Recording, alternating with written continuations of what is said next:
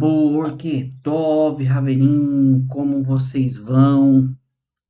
Vamos aqui dar continuidade à nossa leitura, nossa terceira parte da porção de Kedoshim, tá? Ela também é um pouquinho comprida, então vamos, tornar aqui, vamos já começar para podermos falar versículo por versículo, tá? O primeiro versículo, no versículo 23 do capítulo 19, diz assim: Vai rir Tavu el Haaretz, ou seja, quando vocês chegarem, à terra. E no caso aqui, tem, ou seja, vocês plantarem qualquer ave, qualquer árvore de fruto comestível, vamos direto para português, seu fruto será terminantemente proibido para vocês. Por 3 anos seu fruto será proibido para vocês e vocês não poderão comê-lo no lo e ou seja, vocês não podem comer, tá? No 4º ano, todo fruto será sagrado e louvor a Deus. No 5º ano, vocês comerão seu fruto para que você, para que a produção aumente para vocês. Ani Hashem Elohim, ou seja, eu sou o Deus de vocês. Eu sou o seu Deus, tá? Então, já no primeiro versículo aqui que nós lemos, nós vemos a proibição que Deus dá ao povo judeu, continuando ainda dentro da questão da pessoa ser kadosh para Deus, tá? Então, quando ela chegar na terra, tá? No caso aqui da terra de Canaã, na terra de Eretz Israel, e plantarem qualquer fruto que seja comestível, qualquer árvore que dê fruto que seja consumível, durante os primeiros 3 anos, o fruto será proibido para vocês. As pessoas não poderão, o povo de Israel não poderia comê-lo, tá? Rashi ele fala aqui, tá? A partir de quando a pessoa começa a contar esse período, a partir do momento do seu plantio, o que a Torá diz? O que Rashi ele comenta aqui? Poderia-se cogitar que se guardarem o fruto produzido durante os 3 primeiros anos, passados os 3 primeiros anos, o fruto poderia ser permitido. Então, o Rashi ele faz uma pergunta, tá? Se a partir do plantio que eu comecei a plantar, o fruto daquela árvore será proibida para mim, então se são 3 anos, eu poderia esperar os 3 anos e pegar daquele fruto que nasceu e comer ele depois dos 3 anos. Só que não é isso que a Torá está falando. A Torá está falando que esse fruto ele é proibido para você. Rashi ele continua.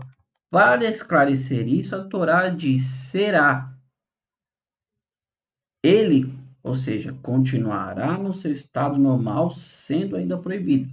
Então a pessoa ela realmente poderia pensar: tá, os primeiros frutos dos 3 anos eu não posso pegar, certo? Eles vão ficar ali. Só que depois passou os 3 anos, eu vou comê-los. Só que nós lemos aqui que os primeiros 3 anos, o 4º ano, todo fruto será sagrado e louvor a Deus. Todo aquele fruto que vier vai ser levado para Deus. Então, se dos 3 anos nasceu os frutos, a pessoa quer esperar para poder comer, não.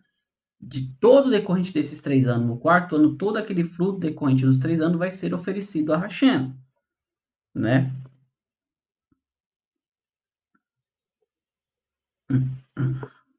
Vamos lá.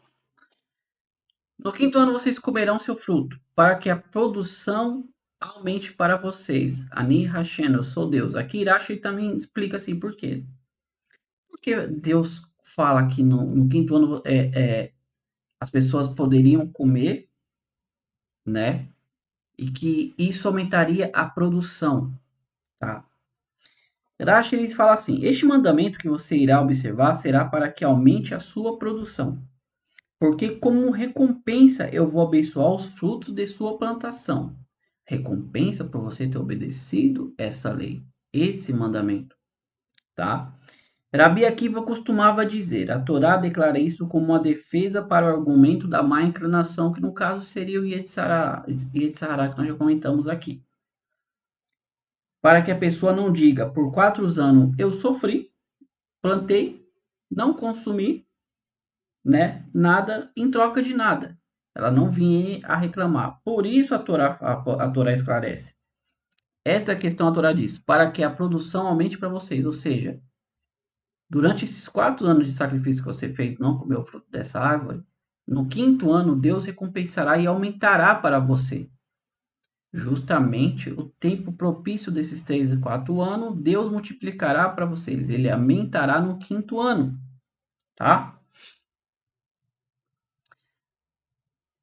Aí fala assim, Ani Hashem, né? Eu sou seu Deus. Mais uma vez, essa questão quando Deus fala aqui, Deus está falando, eu prometo. É uma questão assim interessante nós analisarmos esse contexto, por quê? Porque justamente as pessoas podem perguntar, né? Pessoas mais intelectuais, as pessoas que gostam de estudar, estudam muito esses assuntos, elas podem falar, a Torá, a Bíblia no caso aqui, o Taná, ele é um livro fictício, é um folclore. Para isso não ser verbalizado, ou seja, isso não se torna uma verdade, o próprio Deus entra aqui e fala de algo que só ele poderia fazer, que é justamente multiplicar o fruto de uma árvore, sendo que ela não está dentro daquele tempo, daquela estação. Nós vamos ver muitos casos assim, do que a Torá ela entra com algo que seria ao ser humano impossível fazer. E quando isso acontece, é porque Deus fez. Por isso diz, Ani Hashem Elohechem, eu sou o Deus de vocês. Eu sou o seu Deus. Tá?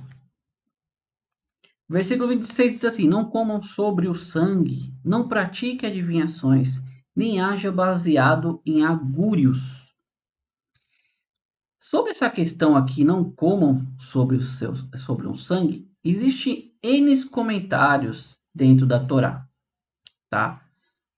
Mas os mais aceitos são justamente o seguinte: é um aviso de que não se deve comer carne das oferendas antes de ser aspergido o sangue, ou seja, você não pode comer daquela carne que você levou para a oferenda ou correndo comer sem antes ter aspergido o seu sangue e ter feito a parte ali da oferenda.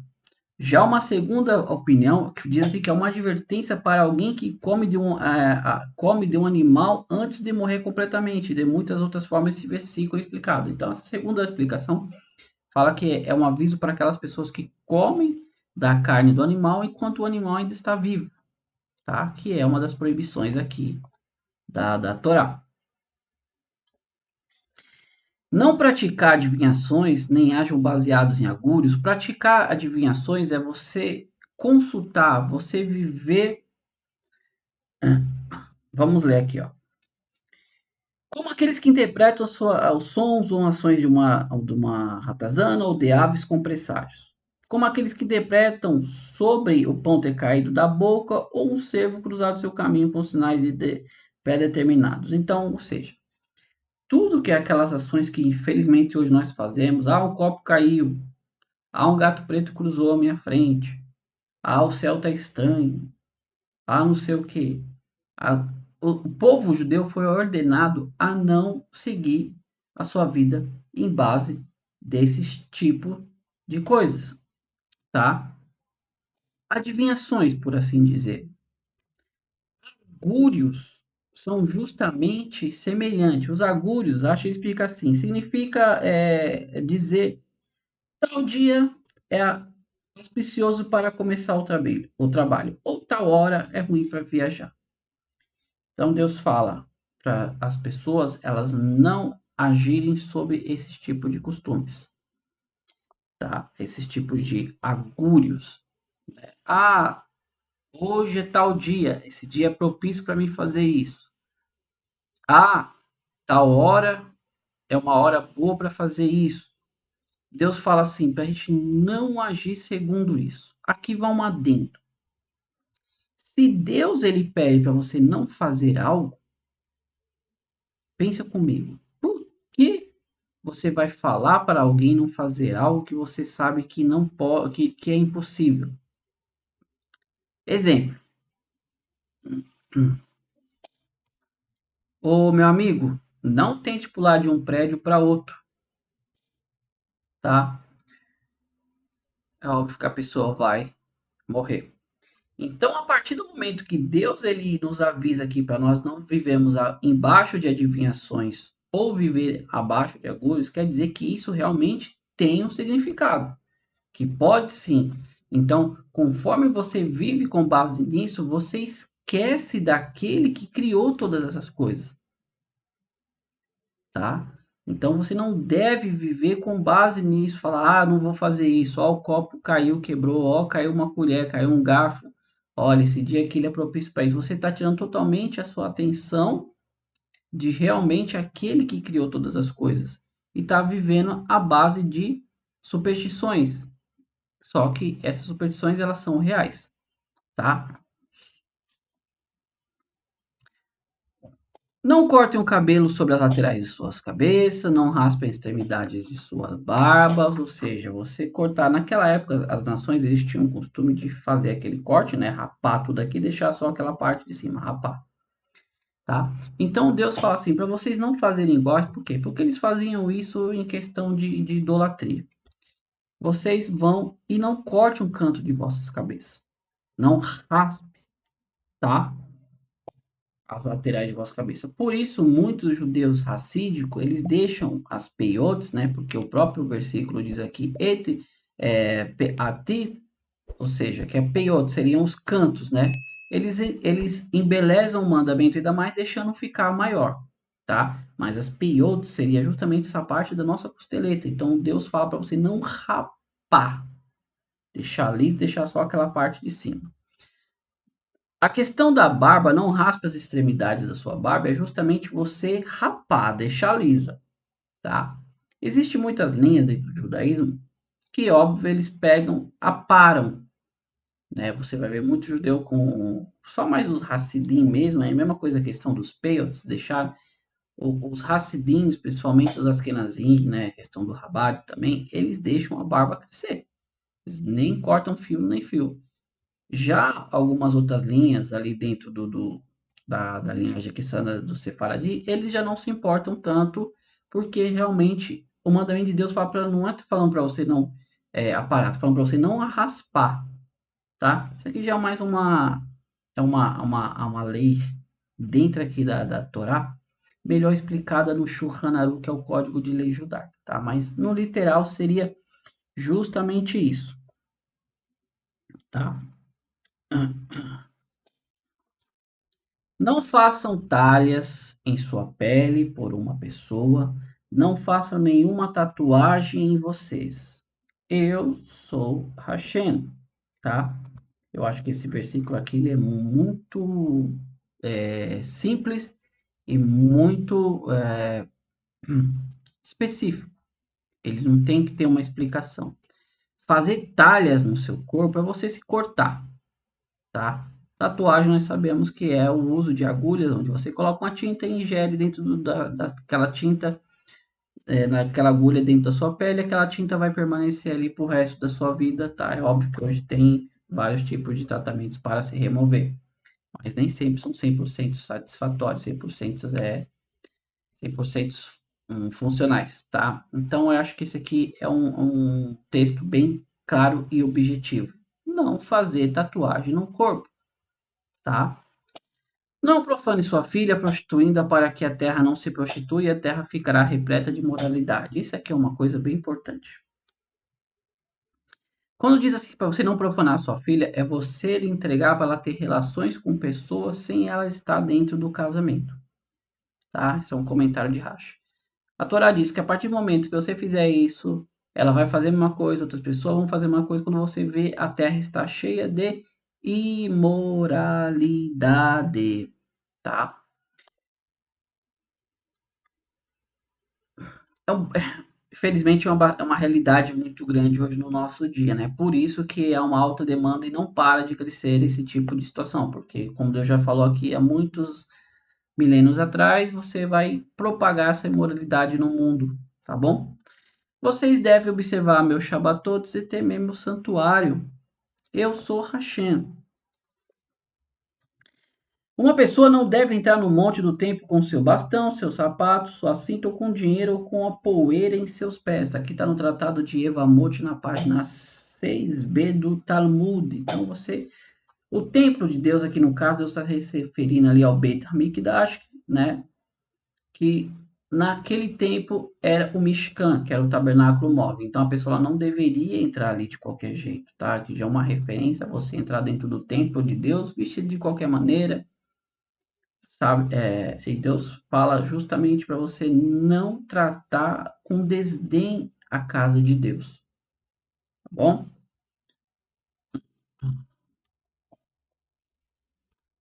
Guardar, observar o Shabat todos nós sabemos, são os sábados, então a pessoa tem que observar, né, o Shabat de Deus. Não se volte para Iodone, você não deve procurar se purificar através dele, tá? Ov, você não se volte para Ov e Iodoni. Eram dois tipos aqui de feitiçaria, tá? É uma diversão, era um tipo de magos que faziam usos, né? Diz que uns usavam um osso de um animal, colocava na boca e ficava criando um som. E esse som era justamente para chamar os mortos, você trazer um morto à vida, porque a pessoa queria consultar aquele morto, saber o que seria no futuro, tá? Então Deus fala para você não se voltar para ele, não praticarem esse tipo de idolatria. Mais uma vez aqui só ressaltando, se Deus proibiu, é porque se pode fazer. Não esqueçamos do caso lá de Shemuel, que Shaul, que era rei ali do povo judeu naquela época, consultou uma necromante justamente para trazer a Neshama de Shemuel novamente lá, após sua morte, para consultar ele e o resultado não foi muito bom. Ou seja, como falei novamente, tudo que Deus pede para você não fazer é porque você pode fazer, que aquilo consegue se fazer. Tá? Levante-se na presença de uma pessoa velha e honre a presença do idoso e tema seu Deus. Eu sou o Hashem. E aqui nós terminamos a nossa porção, nossa terceira parte da porção de Kedoshim, né? Então, o texto, ele diz bem claro, né? Mifineis Sheva, né? Ou seja, levante-se na presença. A palavra usada aqui é Zaken, tá? Então, quando se usa Zaken, é um idoso, mas quer dizer uma pessoa sábia, tá? Não é na presença de qualquer um. Urash, ele comenta assim, ó. Poderia-se cogitar que esse mandamento se refere a levantar-se também perante uma pessoa que seja ignorante e pecadora? Para esclarecer isso, a Torá usa realmente, como eu te falei, a palavra zaken, ancião, que justamente é um termo que o termo zaken é utilizado exclusivamente para se referir a alguém que adquiriu sabedoria. Então, você vai conferir lá em Números no 11, capítulo 11, versículo 6, onde esse termo é utilizado em referência aos grandes sábios. Então, você vai ver que a palavra usada aqui, zaken, é um ancião, é uma pessoa culta, é um erudito, é uma pessoa sábia. Ou seja, não é na presença de qualquer um que você tem que fazer isso, tá? E honra a presença do idoso. O que se entende por respeitar o idoso? Ou seja, aí Rashi traz uma lista aqui. Não se sentar em seu lugar, não falar em seu lugar quando é a vez dele falar ou contestá-lo. Poderia-se cogitar que se poderia ignorá-lo, fingindo como se não o estivesse vendo. Para esclarecer essa questão, a Torá diz: e tema seu Deus, uma vez que este assunto é do fórum íntimo, e exceto a própria pessoa, e ninguém mais sabe sobre tudo aquilo que é percebido apenas no coração de cada um. Foi dito: e tema seu Deus.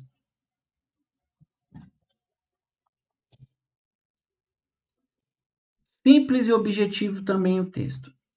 Se levante perante um zaqueno, perante um ancião, um douto, um conhecedor, né, de Torá, seja uma pessoa respeitosa. E sobre o idoso, você também deve honrá-lo, tá? Na presença dele. Como o versículo termina novamente com Ani Hashem, né, o seu Deus. Irache ele explica aqui que justamente isso. A honra não precisa ser feita na vista de todos. Não é necessário que todo mundo veja o que você está fazendo. Então, por isso que Deus usa o termo eu sou Hashem, porque só Ele e você sabe o porquê que você está fazendo aquilo. Engraçado é o que Rashi comenta aqui, né? Que você não pode sentar no lugar do idoso. Quantas das vezes de manhã eu saía para trabalhar e pegava aquelas condução lotada, né? E tinha sempre aquelas pessoas idosas, tudo, e nós sabemos que nos ônibus aqui tem os assentos preferenciais. E às vezes ali você viu um jovem largado, dormindo, muitas das vezes fingindo que estava dormindo para não poder ceder o lugar para uma pessoa que entrava no ônibus idosa.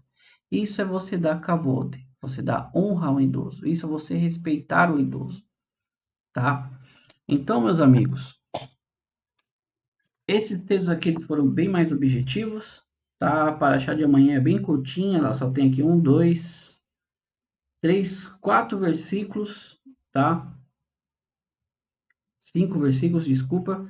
Aí amanhã nós estaremos fazendo a leitura justamente da quarta parte, tá bom?